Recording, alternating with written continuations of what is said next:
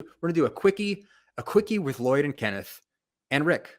I'm not sure I signed up for that either. But Rick, all it says is your family is worried about the well-being of your soul. So let's talk about this really fast. What can we do for you?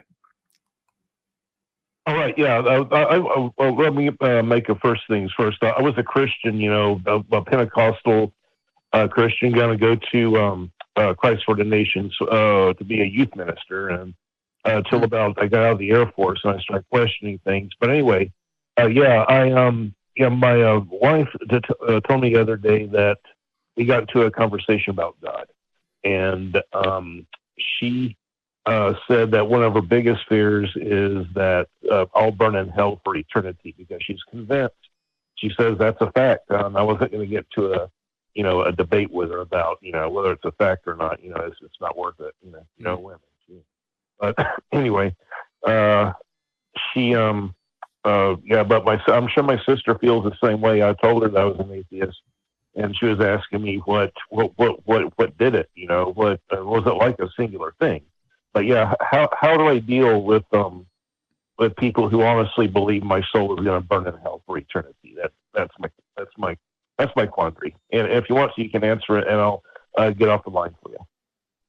Well, yeah, we'll do that. We'll keep listening. I'll disconnect you because this is a quickie with Lloyd and Kenneth. So no problem. Thank you. That's why I want to get off the line. Yeah. Yeah. My initial thought is maybe a little bit weird to some people listening. So I often hear atheists, members of the secular community, talking about what a hateful thing it is to tell people that they're going to burn in hell. And it certainly can be. It can be this threatening thing. It can be this thing where it's like you need to believe this, or Jesus is going to roast you like a fucking marshmallow. But I can tell you, oftentimes, and I've experienced this in my own family. Someone telling you that they're afraid for you because their religious beliefs have impacted what they think is going to happen to you, right? So, I mean, it sounds to me like your family isn't saying you better change your mind or else. It sounds to me like your family loves you and is scared that they're going to sort of lose you in this way, and that you're going to suffer. Which, man, it is a mess to try to unpack all that with people. Yeah, before we dive into how to do that, Lloyd, do you have any initial? Yeah, I think for me, it depends. What's the tone or flavor of the conversation? Yeah. If it's very judgmental, and if it's a one-way conversation, so that they're saying you're going to burn in hell for all eternity, and they're not interested in any kind of dialogue, they just want to essentially be abusive and invalidate you as a person based on your lack of theism. I wouldn't really be interested in having that sort of person in my life, quite frankly. But if it was more along the lines of, I genuinely believe that due to the course you've taken in life, you're going to burn in hell. How do we fix this? Oh, well, what's led you to that conclusion? If there's a basis, any kind of basis for a respectful dialogue, and you can have a respectful dialogue and hold that position, then that's fine.